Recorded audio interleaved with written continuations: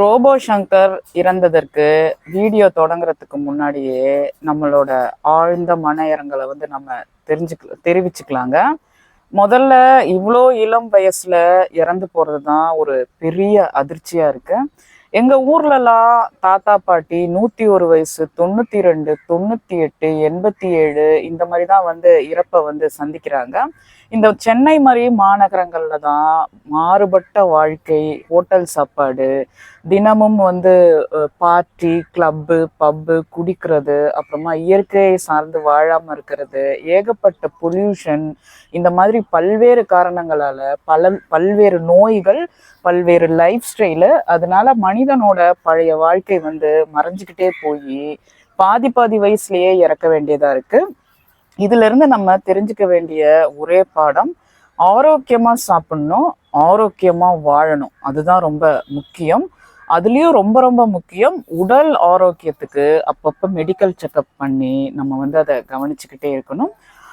இப்போ நம்ம தினசரி மாடி தோட்ட வேலைகள் செய்யதாங்க வந்திருக்கிறோம். இந்த தினசரி மாடி தோட்ட விழாக முந்தானியத்துல இருந்து நான் எடுக்கிறேங்க. முந்தானேத்து வந்தா ஒரு சாரல் மழை மாதிரி பெஞ்சிச்சு, உடனே கீழே ஓடிட்டேன். நேத்து ஒரே மல்லிகைப்பூலாம் பறிச்சு ஷார்ட்ஸ் போட்டேன். அவசியம் பிளேலிஸ்ட் செக் பண்ணி பாருங்க, சேனல்ல இருக்கும். 1.5 முழம் கிட்ட மல்லிகைப்பூலாம் அறுவடை பண்ணோம். அதுக்குள்ளே பார்த்தா பயங்கரமான மழை 7 மணிக்கு வந்த மழை 9:30 மணி வரைக்கும் பேஞ்சிருச்சு. இப்போ அழகா நம்மளுக்கு மஞ்சள், இந்த மஞ்சள் எல்லாமே வீட்டுல மஞ்சத்தூள் அரைக்கிறோம் தெரியுமா, அந்த மஞ்சள் செடிகள் இது.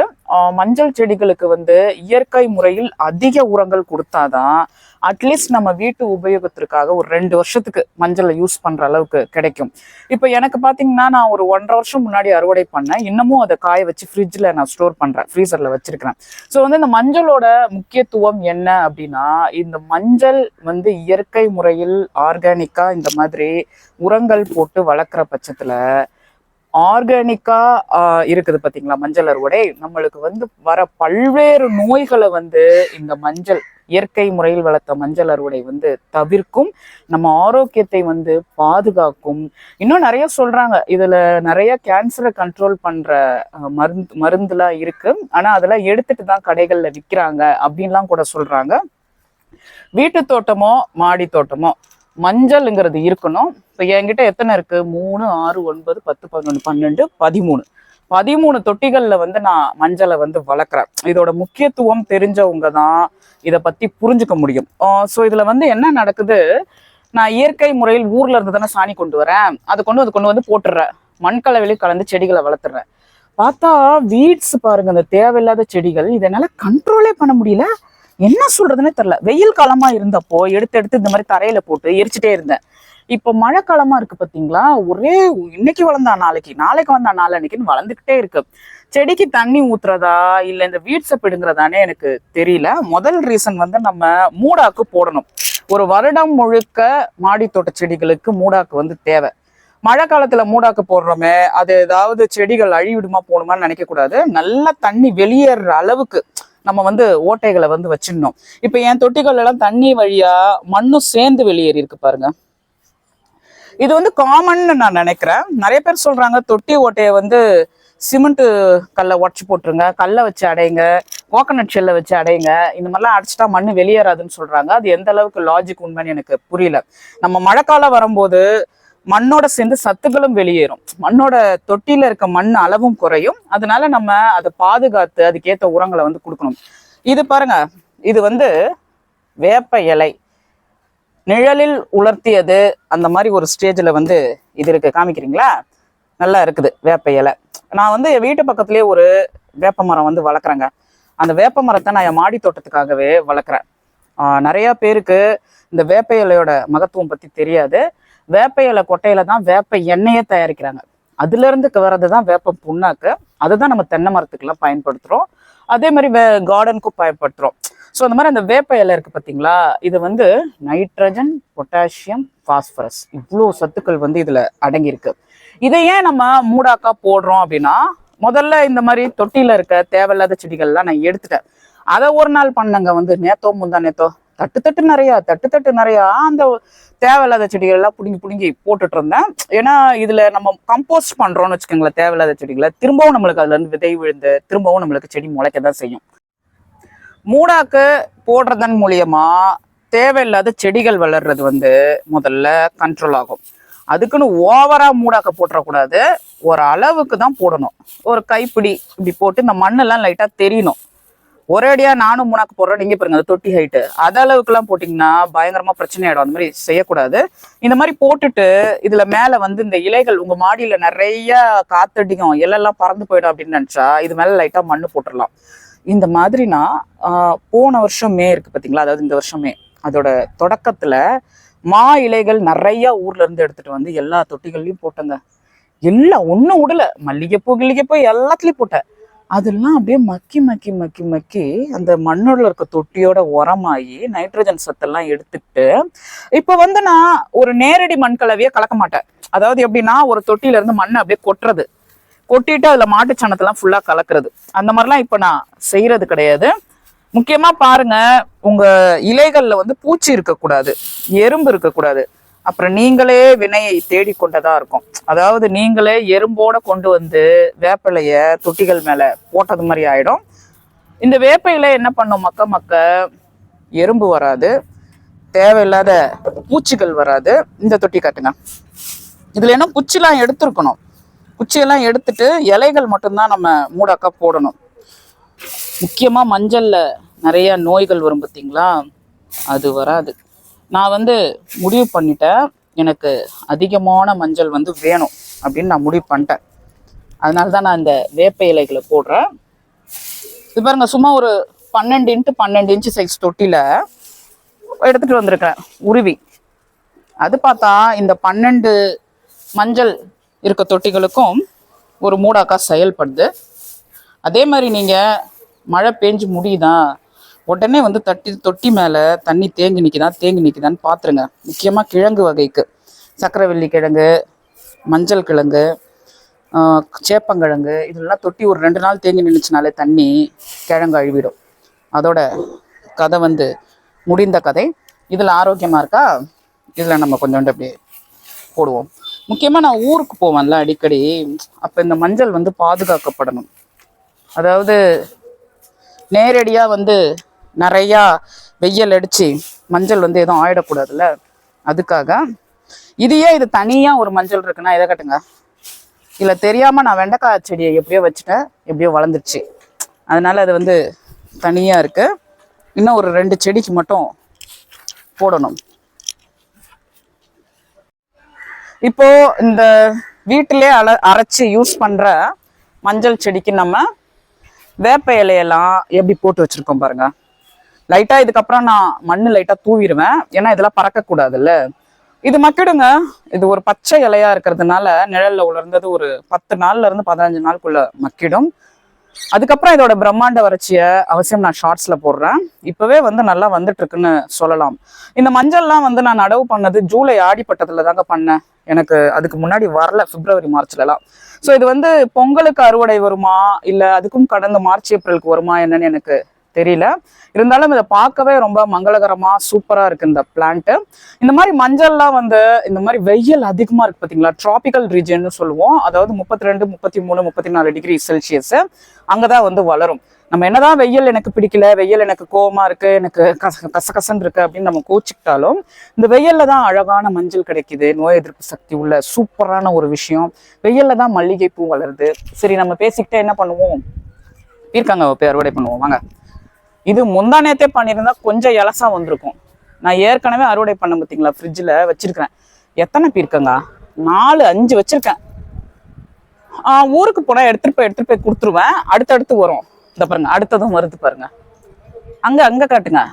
மகரந்த சேர்க்கை செஞ்சு, இந்த மகரந்த சேர்க்கை நேத்து மட்டுமே 3 பீர்க்கங்கால நான் வந்து செஞ்சேங்க. ஸோ அவ்வளோ வந்து எனக்கு பிஞ்சுகள் வந்து வருது. நான் இதுக்கு ரீசன் அதான் சொல்றேன். நம்ம வருடத்தில் 2 ட்ரிப்பு கணக்கு வச்சுக்கலாம். ஒன்று வந்து சித்திரை பட்டம், இன்னொன்று வந்து சித்திரை பட்டத்தை விட்டா ஆடிப்பட்டம் வேணாம், தைப்பட்டம். அந்த 2 பட்டத்துக்கும் நம்ம அந்த இலைகள் மூடாக்க வந்து போட்டுடணும். ஸோ இதுக்கு இந்த கருவேப்பிள்ளை கூட காட்டுங்களேன். இது ஒரு கருவேப்பிள்ளை செடியா, இதுக்கு அடியில் இடம் இருக்கு பாருங்க. ஸோ இதில் வந்து போடலாம். முக்கியமாக வேப்பிலையில் நைட்ரஜன், பாஸ்பரஸ், பொட்டாசியம் அதிகமாக இருக்கு. நீங்கள் அதை போட்டாலே அந்த மண் வந்து வளம் பெறும். மரத்தை பொறுத்த வரைக்கும் ஒரு சைஸ்க்கு அப்புறம் நம்ம மாத்தி தான் ஆகணும். இது பாருங்க, உங்ககிட்ட பேசிக்கிட்டு நான் பாட்டுக்கு இந்த பக்கம் கையை விட்டு ஒரு குட்டி தக்காளி. இப்போதைக்கு தக்காளிகள் குட்டியா தான் இருக்கும். இன்னும் சீசன் வரப்போகுது. இனிமேதான் அவரைக்காய், தக்காளி இதெல்லாம் வந்து நடவு பண்ணியிருக்கிறோம். நிறைய தேவையில்லாத செடிகளை பிடுங்க வேண்டியிருக்கு. ஏகப்பட்ட வேலை இருக்கு. என் பசங்களுக்குலாம் ஒரே டெஸ்ட்டுங்க. அதனால அந்த மாதிரி போது. இது காட்டுங்க, இங்க பாருங்க. நீங்க வேப்பிலை மரம் இருந்தா அதை விட்டுறாதீங்க. வெள்ளரிக்காய் இப்படி காட்டுங்க, பழுத்து போச்சு. இந்த மாதிரி வெள்ளரிக்காவை பார்த்தாலே என் பையன் வந்து சாலட் கேட்பாரு. நான் வந்து ஸ்வீட் கார்ன் வாங்கி வச்சிருக்கேன். ஸ்வீட் கார்ன் இருக்குல்ல, அதை வந்து அவிச்சு இதை பிடிச்சா கட் பண்ணி போட்டு ஒரு வெங்காயம், ஒரு தக்காளி, ஒரு லெமன், அப்புறமா கடையில் வாங்கினா ஒரு மிச்சர் பேக்கெட், அதை தூவுனா ஆர்கானிக் சாலட் வந்து ரெடி. நான் என் ரொம்ப பேசுகிறேன், ஆர்கானிக்காக சாப்பிடுங்க. அட்லீஸ்ட் ஒரு தொட்டியில் வளருங்க. உங்களால் முடிஞ்சதை வளருங்க. ஒரு கீரை, ஒரு 10 தொட்டியில் கீரை, ஒரு 5 தொட்டியில் ஏதாவது ஒரு வெண்டைக்காய், இந்த மாதிரி வந்து நிறைய வளர்க்க முடியும். வாங்க, ஒரேடியா கடையில வாங்கி கெமிக்கல்ல போட்டு சமைச்சு சக்க மாதிரி இருக்கு. நேற்று முருங்கைக்காய் மாடி தோட்டத்துல இருந்து அறுவடை பண்ணி எடுத்துட்டு போய் சாம்பாரை செஞ்சா ஒருத்தர் இப்படி சாப்பிட்றாங்க, சாப்பிட்றாங்க. வெறும் முருங்கைக்காய் சாம்பாரே சாப்பிடுவாங்க பொழுதுக்கு. நைட்ல சாம்பாரே இல்லை. மொத்தக்கும் நான் அது தீபாவளி ரெசிபி ஷார்ட்ஸ்ல போட்டேன், போய் பிளேலிஸ்ட் அவசியம் செக் பண்ணி பாருங்க. அதை சொல்ல மறந்துட்டேன். அந்த பச்சை புடலங்காவை காட்டுங்களா. ஐயோ எனக்கு புடலங்கா வரலன்னு அங்கேயும் இங்கேயும் தாறுமாறா பச்சை புடலங்கா வருதுங்க. இந்த பச்சை புடலங்காவை பார்த்தாலே எனக்கு ஒரே பயமா இருக்கு. ஏன் அப்படின்னா, நான் ஒரு தடவை பரங்கிப்பட்ட சந்தையில வாங்கினேன். கசப்பு. இந்த பச்சை புடலங்காவை பார்த்தாலே எனக்கு கசப்பு. அது ஏன் கசந்ததுன்னு எனக்கு தெரியல. ஆனா இந்த தடவை வந்து நான் பல்லாவரம் சந்தையில வாங்கினேன். ஒரு நம்பிக்கைக்காக வச்சிருக்கிறேன். அங்க 1 வருது, அங்க 2 வருது, இங்கெல்லாம் 3 வருது. முதல்ல வெட்டி தோலை சீவணுமா என்னன்னு தெரியல. இந்த பச்சை புடலங்காவை பொறுத்த வரைக்கும் சீவிச்சுட்டு செஞ்சு பார்ப்போம். இங்க இது காட்டுங்க, இது ஒரு பீர்க்கங்க. இது வந்து ஓரளவுக்கு பெருசா இருக்கு. இதை கட் பண்ணும்.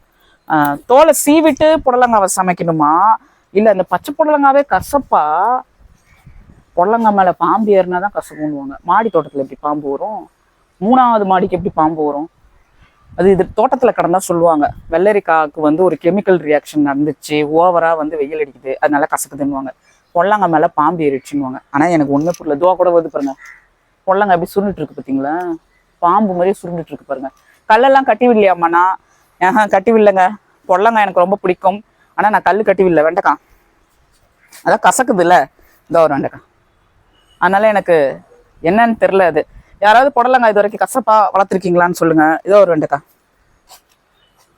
நானும் அவசியம் ஷேர் பண்றேன். இந்த சிவப்பு வெண்டைக்காய் வந்து இந்த தடவை எனக்கு ரொம்பவும் உதவிகரமா இருந்திருக்குங்க. வாழ்க்கையில சிவப்பு வெண்டைக்காய் உதவிச்சா என்னங்க, பணம் கொடுத்து நகை கொடுத்து யாரோ உதவி பண்ண மாதிரி பேசுறீங்க அப்படின்னா. பொறுத்த வரைக்கும் கார்டன்ல வந்து சிம்பிளா ஏதாவது நடக்குதுன்னு வச்சுக்கோங்களேன், அதே நான் ரொம்ப பெருசா ஏதோ சொர்க்கத்துக்கே போயிட்டு வந்துட்டு சாமியெல்லாம் பார்த்துட்ட மாதிரி ஒரு ஃபீலிங்கா எனக்கு இருக்கும். ஏன்னா அந்த சந்தோஷம் என்ன அப்படி பேச வைக்கும். நானே என்ன டைலாக்கு எல்லாத்தையும் எழுதிக்கிட்டு மக பண்ணிட்டா வந்து பேசுறேன் அப்படிலாம் கிடையாதுல்ல. ஸோ அந்த மாதிரி இந்த சிவப்பு வெண்டைக்காய் வந்து ரொம்ப ஒரு நாட்டு ரகம்ங்க. நம்மளே விதை விட்டு நம்மளே வளர்க்கும் போது அதுல ஹைபிரிட் தனம் கிடையாது. ஒரு ஜெயம்னு ஒரு வேலை செய்யறவங்க ஒருத்தவங்க நம்ம வீட்டுக்கு அப்பப்போ வருவாங்க. ஒரு ஷார்ட்ஸ்ல கூட அவங்கள பத்தி ஷேர் பண்ணியிருக்கேன். அவங்க கூட என்ன அப்பப்போ கேட்பாங்க, என்னம்மா நீ இப்படி பண்றிய, வேலையெல்லாம் விட்டுட்டே. நான் அதை பத்தி ஷார்ட்ஸா ஷேர் பண்ணேன். அவங்க லாஸ்டா கூட என்ன கேட்டாங்க, அரசாங்கம் மாசம் உனக்கு ஏதாவது கொடுக்குதா, அது நிரூபிக்கிறதுக்கு தான் நீ இப்படிலாம் பண்றியா? அப்பெல்லாம் நான் சிரிக்கதான் செய்வேன். என்னத்தான் அரசாங்கம் எனக்கு மாசம் கொடுக்குது, ஆனா அரசாங்கம் மாசம் கொடுத்தா நல்லாதான் இருக்கும், கொஞ்சம் கொடுங்க அப்படின்னு சொல்லிட்டு இந்த வீடியோ மூலமா நான் கேட்டுக்கிறேன். எத்தனை பேர் இந்த வீடியோவை டீட்டெயில்டா ஃபுல்லா பார்ப்பாங்கன்னு தெரியல. சரி, அதை விட்டுருங்க. ஸோ அந்த மாதிரி இந்த கார்டன் வந்து எனக்கு கொடுக்குற சந்தோஷம் வந்து ரொம்ப அதிகம். அதுவும் இல்லாம ருசி அதிகம். அதுதான் அந்த வெண்டைக்காய் கறி அவங்க வந்து சாப்பிட்டுட்டு அதை வந்து எப்படி திரும்ப அந்த ஜெயம் வர்ணிச்சாங்க, கறி குழம்பு மாதிரி இருக்கு. வெண்டைக்காயெல்லாம் அப்படியே சூப்பரா இருந்தது. வெண்டைக்காய் பிடிக்காதவங்க கூட சாப்பிட்டுருவாங்க போல இருக்கு, அந்த மாதிரி வந்து சொன்னாங்க. இது பாருங்க, செவந்தம்பட்டி கத்திரி. அது கத்திரிக்காயெல்லாம் போயிடும்னு நினைச்சேன். வராது, நம்ம 4 தடவை அறுவடை பண்ணிட்டோம் அப்படின்னு நினைச்சேன். பார்த்தா வருது. அதுல நிறைய காய் இருக்கு பாருங்க. எப்படின்னா இந்த மழை விட்டு பெய்யுது, நம்ம சத்துக்கள் கொடுத்துட்டே இருக்கோம்ல, அதனால வந்து நிறைய கண்ணுக்கு தெரியாம காஞ்சு வேற போகுது. இதை காமிய, இதை நம்ம பறிக்காம விட்டு காஞ்சே போயிடுச்சு. மழை வந்தாலே அடர்த்தி ஆயிடுது தோட்டம் அடர்த்தி ஆகுறது. என்ன ஆகுறது, அங்க ஒரு வெண்டைக்காய் விழிஞ்சிட்டு இருக்கு, இங்க ஒரு கத்திரிக்காய் இருக்கு, இதெல்லாம் வந்து தெரியாம போயிடுது. ஸோ அப்புறம் என்ன ஆகுறது, காஞ்சு போகுது. இது வந்து வெண்டைக்காய். இப்படியே வந்தா இங்க வாங்க, ஒரு கத்திரிக்காய் இருக்கு பாருங்க. இது ரொம்ப பெருசாயிடுச்சுங்க. ஆக்சுவலி தோல் கசக்கும்னு நினைக்கிறேன். தோல் எடுத்துட்டு உள்ள இருக்க ஸ்டஃப்பை மட்டும் தான் சாப்பிடணும். நீங்க பத்தியா, இது பேர் என்னவோ ஒரு பூச்சி சொல்லுவாங்களே, இப்போ என்ன பூச்சி அது, நன்மை செய்யும் பூச்சியா தீமை செய்யும் பூச்சியா? கத்திரிக்காய் மேலே பூச்சி வந்துச்சு, சமைச்சு சாப்பிடலாமாண்ணா? கீழே தான் ஊந்துச்சுல்ல, கழுவிட்டு சாப்பிடலாம். அப்படி பார்த்தா எவ்வளவோ விவசாய நிலத்துல என்னென்னவோ வருது, காமிங்க இதை. அப்போ அதெல்லாம் நம்ம என்ன சாப்பிடாம இருக்கிறோம்? இது பாருங்க, அடியில் சொத்த கத்திரிக்காய். அப்படியே இந்த கீரையை வந்து உருவ முடியுமான்னு பார்ப்போமா? இதை வந்து நான் வச்சுட்டு வரேன். காய்கறிகளோட கீரை வந்து ஏப்ரல் மே மார்ச் இருக்கு பார்த்தீங்களா? அப்போ நிறையா நான் அறுவடை பண்ணி உங்களுக்கு காமிச்சிருப்பேன். ஏன் அப்படின்னா காய்கள் சரியா வராது. இதோ இது உருவ முடியுமா என்னன்னு தெரியலையே.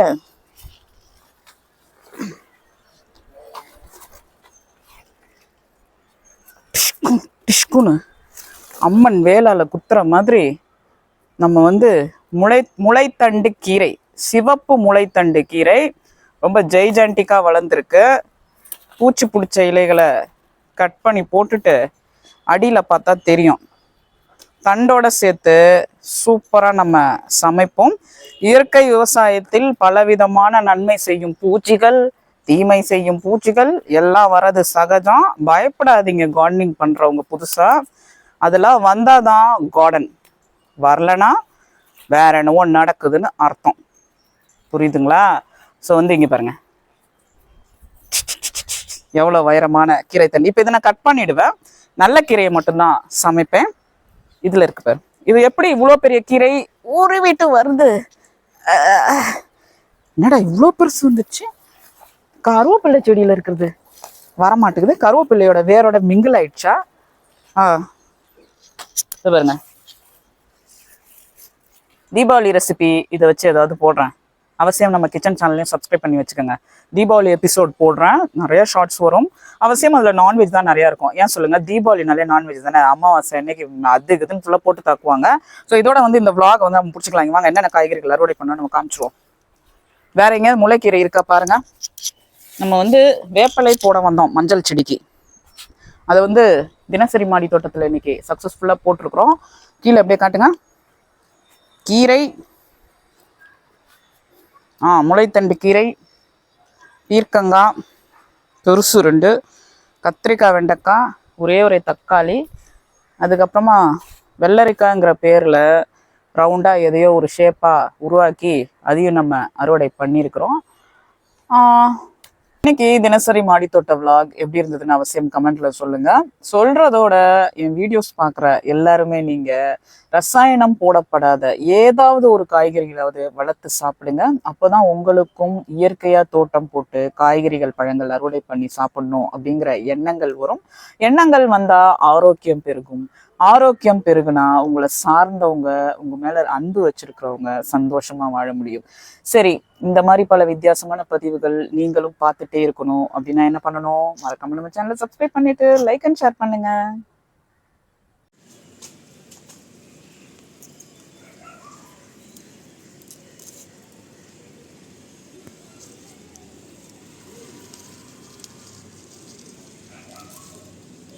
இதில் தான் நிறைய கம்பளி பூச்சி இருந்தது, தெரியுதா?